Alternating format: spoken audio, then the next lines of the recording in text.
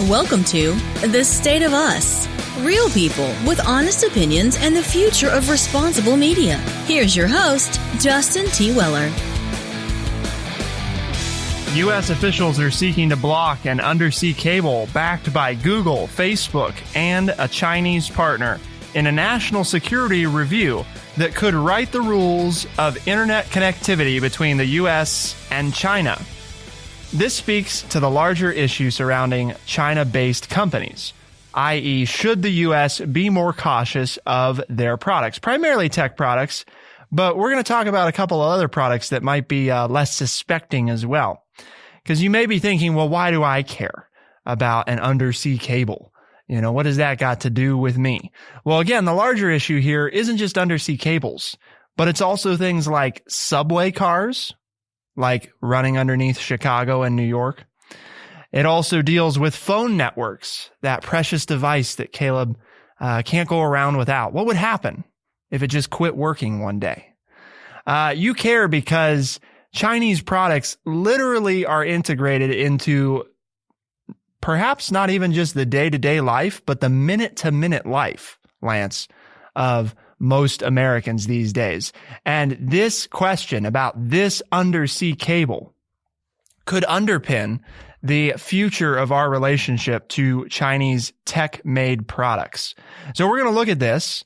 How much should we trust, or how cautious should we be, depending on the angle that you want to approach it from, Chinese products? But before we do that, we can't begin without your friendly redneck liberal, Lance Jackson. Well, I've got the reason you care. It's about China. You got to care about China. Anything involving China. If you're an American citizen, if you're a citizen of the world, if it involves China, you should be interested in it. Okay. Because you don't like China. I won't tell you. No, that's not why. You and Trump. I'm saying you should be, because it is trying to become, it is a major player in the world, and it is trying to spread its power. It might be for good. It might be for bad. I'll let the listeners decide. Yes, I have my own opinions, but that's the major reason. Anything you hear about China, you should be paying attention to, because it's one of the two major players in the world right now. And I know and I'm not saying that the Russians don't hack and they're not important. Russia was always the big one. You know, it was the Soviet Union then for me growing up. But China, in my mind, has replaced the Soviet Union as far as something for the United States and the world to be concerned about. So whether it's cables or freight cars or passenger cars or buses to move people and goods, you should be concerned. That's why you should care. So we're gonna lay this out a little bit, because I think there's some understanding needed, particularly when it pertains to some of these products and what the concerns are. You say, okay, well, why?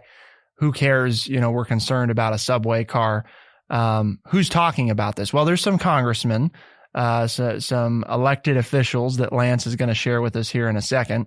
But then the other component is also talking about this undersea cable. So for those of you that don't know, and this is really important to understand, I talked to Caleb the other day about, I'm sure you remember this, Caleb, right? I asked you the question, how do you assume that if you're accessing a website in, say, the United Kingdom, in Britain somewhere, how do you suppose that communication happens?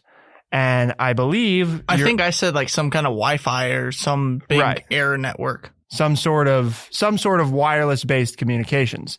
In reality, satellite traffic makes up a little under 10% of total network traffic between the United States and the other continents that we aren't connected to by land. So in other words, if an ocean or body of water separates us from another continent, the vast majority of communications is handled by undersea physical cables, just like the good old days, Lance. Mm-hmm. Got these giant, big old wires. Laying on the bottom of the ocean, right? That's right. Laying on, and the shark comes along, bites it, and then half the world goes down. Sharks don't swim that deep. And you gotta read your National Geographic. Sharks don't swim that deeply. Well, see, but one of the most popular places, they did have this problem early on. Right.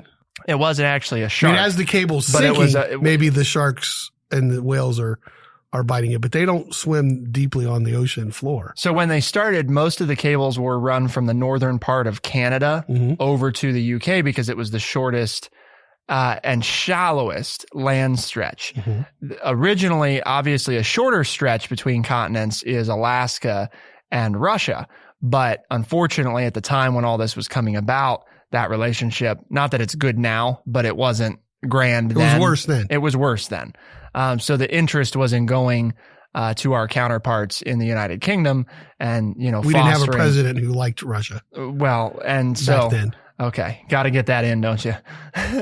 Stating facts, right? It's supposed to be educating people, providing honest, open, and respectful conversations. Okay. Got to be honest. Okay. I don't think American presidents 40, 50, 60 years ago liked Russia as much as our current president does. Wouldn't you say that's an honest opinion? I think I believe it is your honest opinion. Yes. Okay. I do believe that's how you honestly feel. Okay.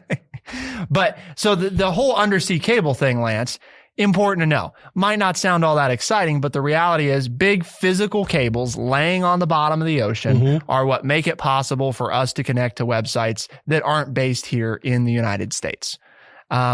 Now, these cables have changed a lot over the years, but what's happening here is this cable is called the Light Cable. It's the Pacific Light Cable Network that's currently being laid. And it's running from Hong Kong, right? Or well, it's across. Yes. Yeah. It's running from a Chinese territory to basically Los Angeles to California.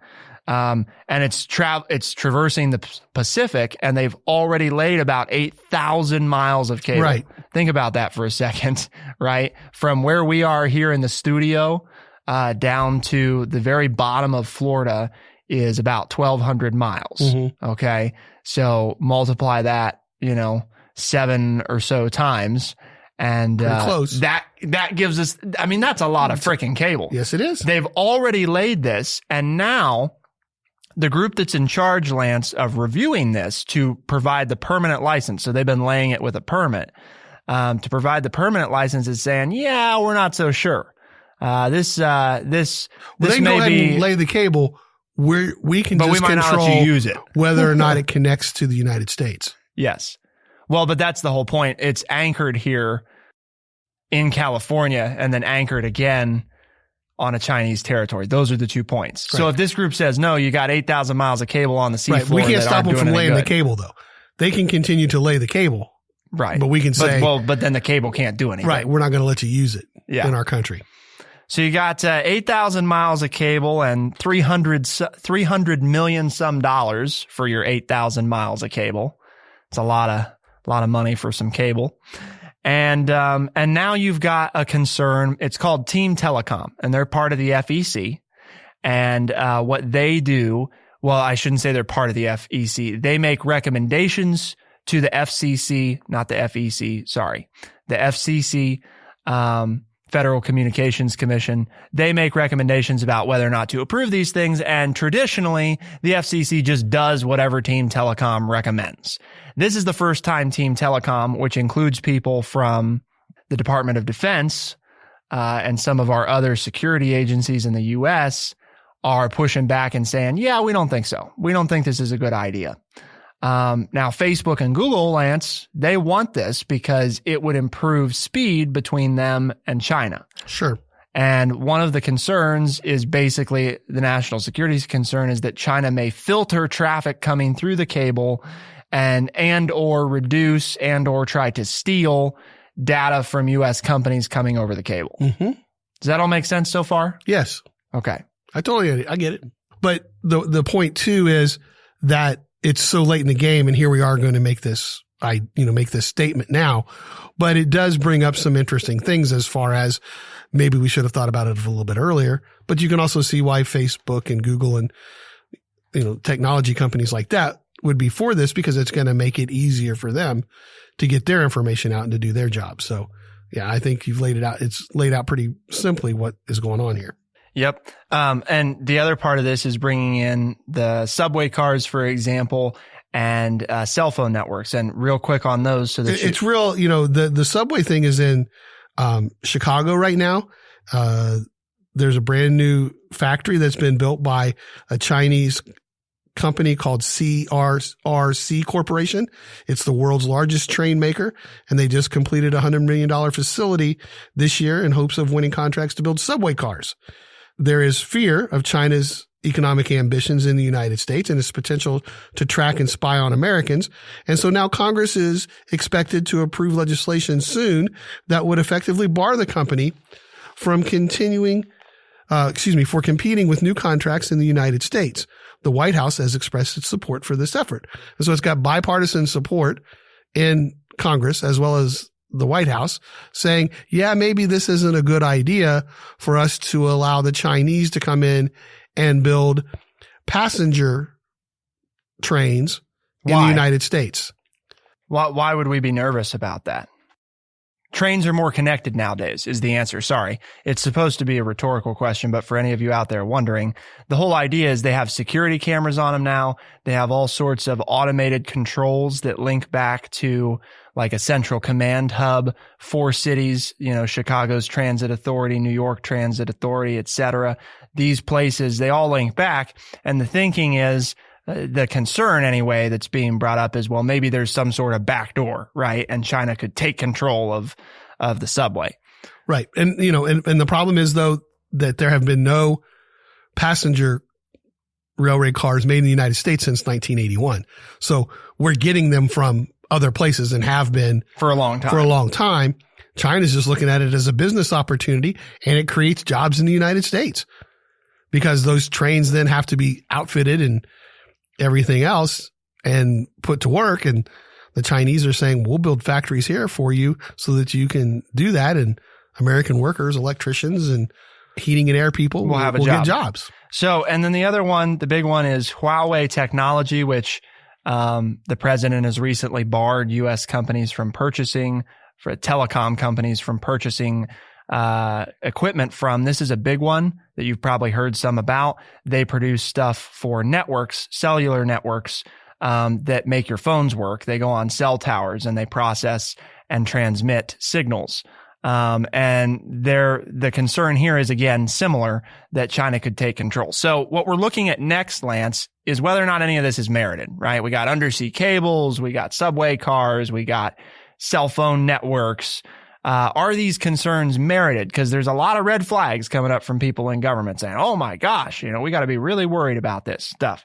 What about the trade war? How's that play into all this? Is that really the underpinning and none of this even matters? In other words, we don't need to be worried about it. It's just a ploy.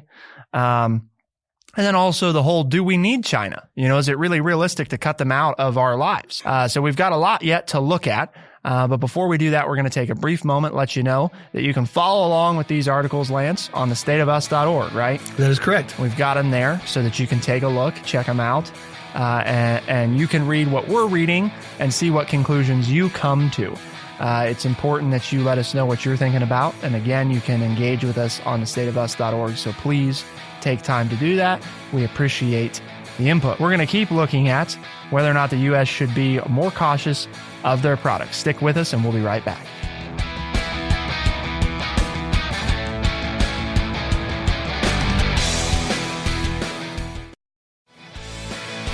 We are The State of Us. Here's your host, Justin T. Weller. We've been talking about undersea cables, subway cars, and phone networks. What do they all have in common? Well, a lot of them are made in China. And the new concerns being raised by our own government are how much should we trust these things? Should we just blindly be accepting this tech from China? And the push, at least recently, has been no. It's important to keep in mind, though, Lance, that this is all amidst a trade war with China, right? We're trying to negotiate. We're trying to get a better deal, right? Got to get a big deal, better deal, much better deal. And in trying to get a better deal, which we haven't secured yet, but in trying to get one, we seek leverage. So part of what I want to take an opportunity to start with here and look at is this just a ploy? I mean, is any of this really of concern?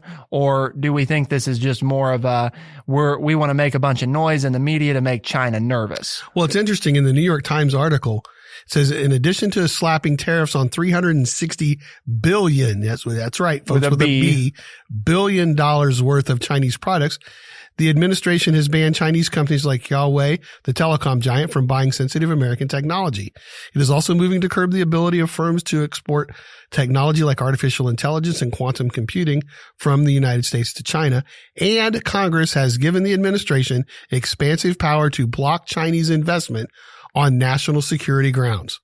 So it is the entire piece, as you were pointing out. Yes, it's in the midst of a trade war, but the article here points out that it's all like different pieces of one giant puzzle on our dealings with the Chinese. Right. In other words, even though these things all seem somewhat different, they're all tied back to this. It's pretty much a strategy where, I mean, it's a comprehensive strategy on how to deal with the Chinese government. Because I believe in that same article, from what I recall reading, it points out that there has been no definitive evidence found by anyone that any of this tech that's being discussed, particularly subway cars and that one, have ever had or ever will have any problem with this. In other words, nobody's ever located a backdoor. Now, the whole purpose of a backdoor would be that you can't find it. But at the same time, the whole notion that we've never found even any inkling of this it's not in China's favor as much as it is against the idea that they're using their companies to implant this stuff. Now, on the flip side, though, Lance, right? Right. That would not be unlike the Chinese at all. We already know that they regularly steal intellectual secrets from U.S. companies. Right. But U.S. employees in the Chicago factory dismissed concerns like that, saying they had not seen any evidence that they were working on to construct any type of, quote, spy trains. But proponents of the bill have not made it clear how subway cars manufactured by a Chinese company would pose a greater espionage threat than anything else that China makes and sells in the United States, including laptops, phones, and home appliances. So you're right. There is a real back and forth here. Obviously, the people who are getting jobs are saying there's nothing going on here, but to the people who are either going to be hurt by this, their company's going to be hurt by this, or could be hurt by it, they want to bring up the fact that, well, are we opening up a Pandora's box?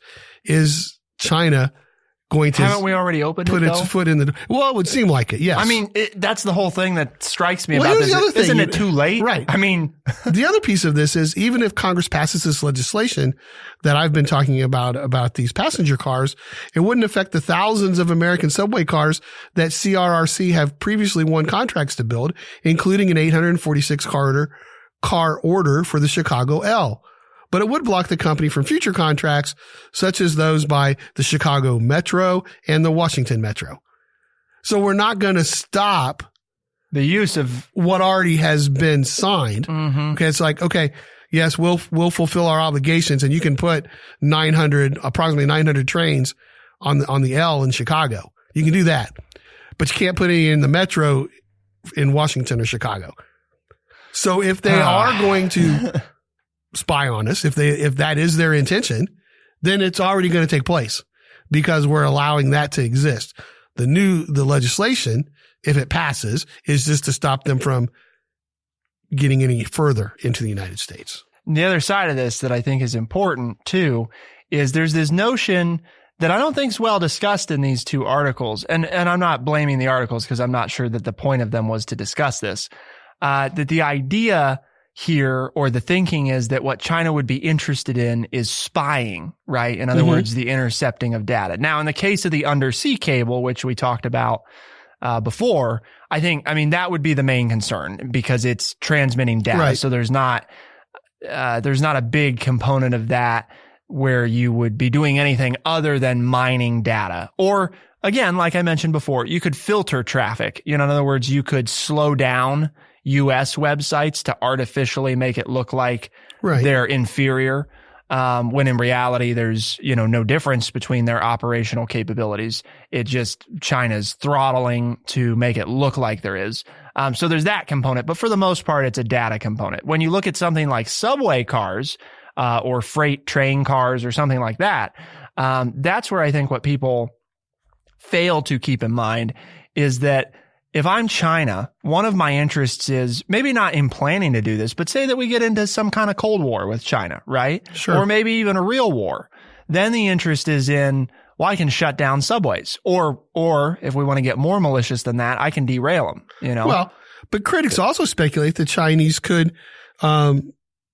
use the subway cars to track the faces, movement, conversations on cell phones of passengers through the train's cameras or its Wi-Fi system. Yeah. I'm not saying that's not a possibility, there is some but things there, as well as the transportation mode and beginning to control our infrastructure. Right. I think the critical point that the article brings up of using subway cars to do that, I guess for the tracking movement, maybe, but we have these things called cell phones, of which we keep on our person at all times, which are far more accurate to track conversation, movement. I mean, basically everything that they're citing that they might use a subway car to do could be done much easier with a cell phone. Now, granted, and that's brought up later in the article by the people who say they can already do this if they want. So why are you attacking the passenger cars? Yeah. Well, and I think the thinking there, to play devil's advocate, is that the subway cars may be a little less secure. Because in other words, if you get into Chicago's, transit system, now you have access to the whole thing. Their Wi-Fi system. Where if I break into Lance's cell phone, I've only got access to Lance. Right. Now, it's not to say it can't work the same way with cell phones, but there's a different intricacy there that makes it slightly more complicated. So there's that component of it. I want to take just a second, Lance, and ask Caleb something. We're talking about undersea cables, cell phone networks, subway cars. The one thing that we haven't talked a lot about was the cell phone network thing. One of the concerns here is if China manufactures Huawei Technologies, a state-owned company in China, if they manufacture the thing that goes on top of a cell tower that basically makes the whole thing go. Okay. Makes it so that your phone does stuff.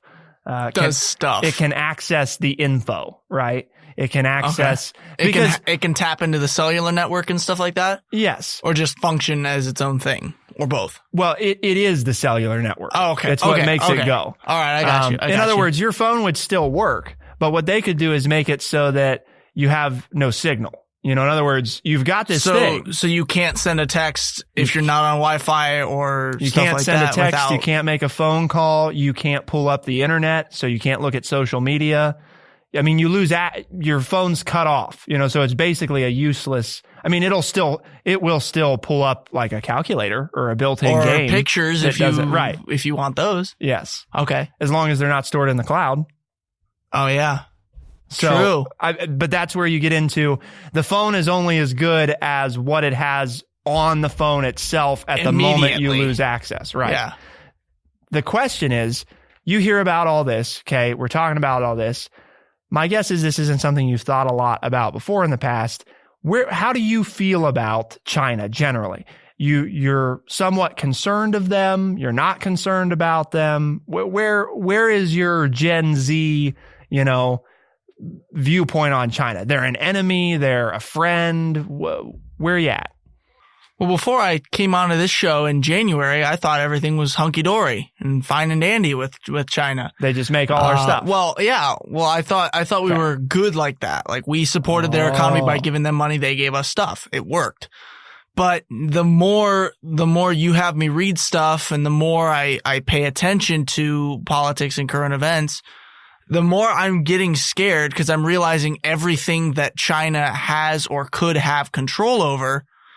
And I don't really, but I would have nightmares over if we got into a war, what all they'd be able to stop us from doing and what all the advantages they would have would be. And so if I were in charge of the country, I would be determined to stay friends with China, knowing that if we went into war, they could probably dent us very badly. Maybe beat us, but at least dent us very badly. So what we're looking at next is kind of what we started this segment with. We've used this opportunity to sort of talk through whether or not these concerns about China as a threat are founded.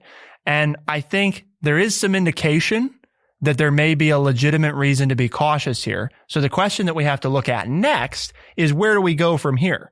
And in order to figure out where we go from here, we have to decide, do we need China? Do we need China? So we're going to look at that next. But before we do, Lance, let's take a brief moment and remind our listeners what we're trying to accomplish here at TrueChat and on the State of Us. Well, our mission statement is to educate people by providing honest, open, and respectful conversations. And that's across all of TrueChat, right? Mm-hmm. So any program that you listen to on the network. The State of Us is one of those programs, kind of our flagship, but there's lots of other ones too. And if you go to thestateofus.org, thestateofus.org, there's a link to TrueChat there so that you can check out all the other stuff we offer. But you can also get access to the articles that Lance and I are referencing today, one from the New York Times and one from the Wall Street Journal. So you can follow along, read these, and come to your own conclusions about this.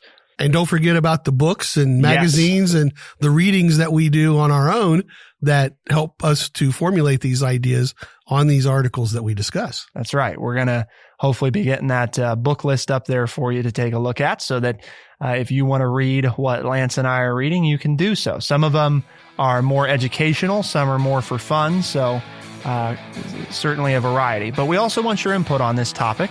And if you go to thestateofus.org, you'll see all the different ways you can listen. Also links to various social sites where you can comment and engage with us. So please do so.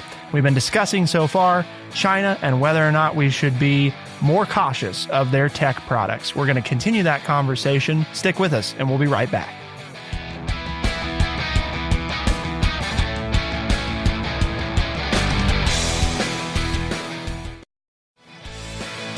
We are The State of Us. Here's your host, Justin T. Weller.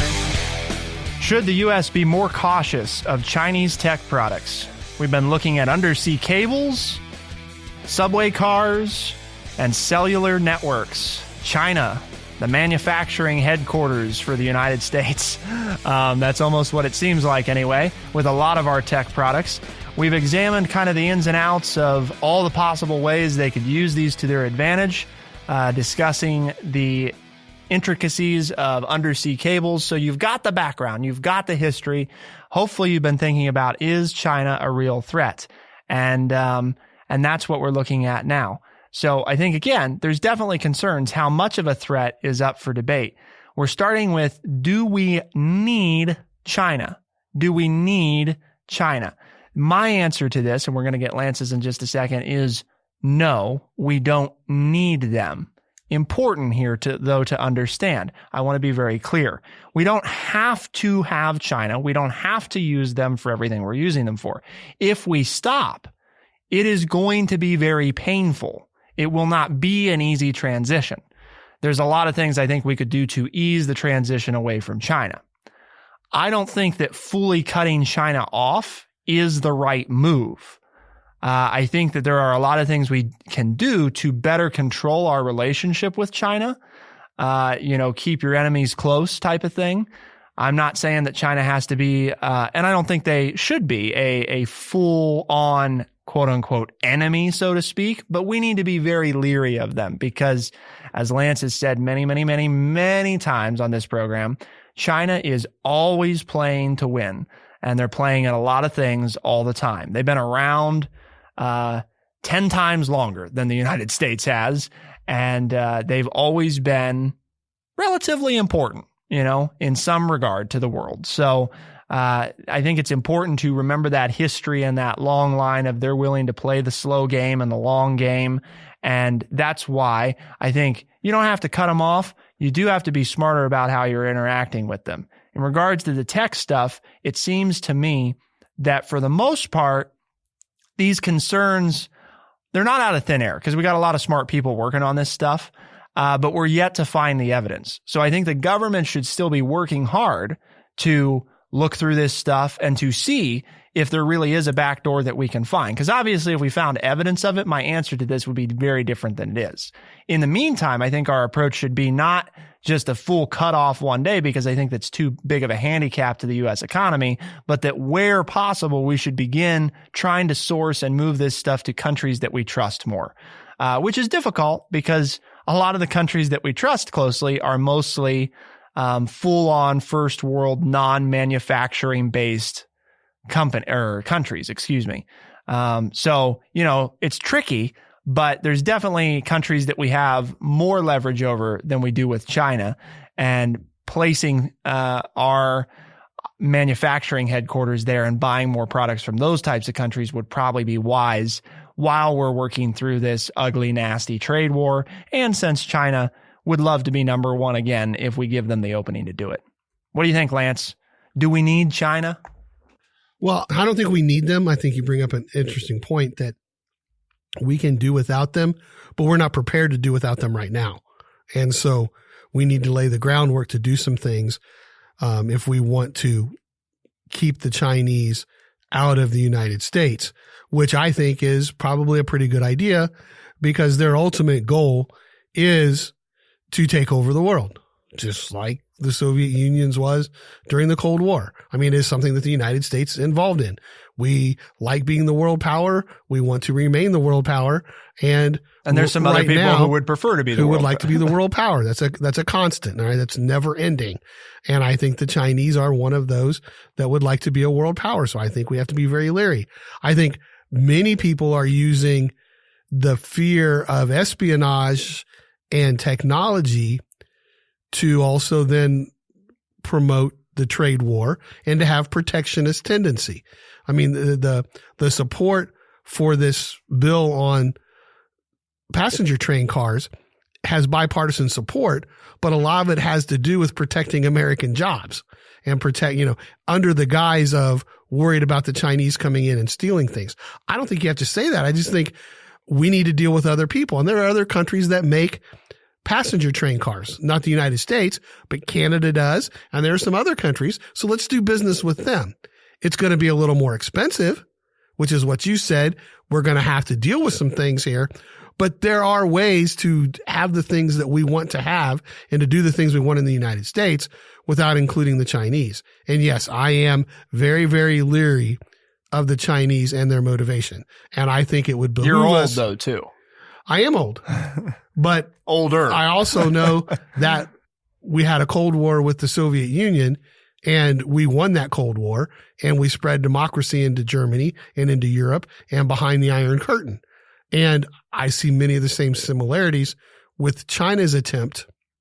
They're just doing it in a much veiled, sneaky way behind the scenes rather than the Soviets who just came out and said, yeah, we want to take over the world and we're going to go in and give computers and build buildings and give food and money and oil to all these countries so that they'll be friends with us. And then we said, okay, then we're going to do the same thing. And, we both tried to get more countries to back us so that we could then be on top. And we won that stage of that fight. We are on top.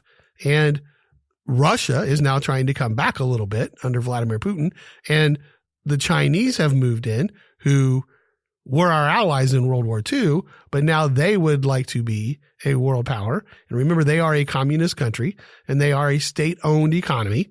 So they have the ability to underprice and undersell everything because they can control wages and costs and anything they want as far as the money goes. So I think it's something we have to be really, really leery of.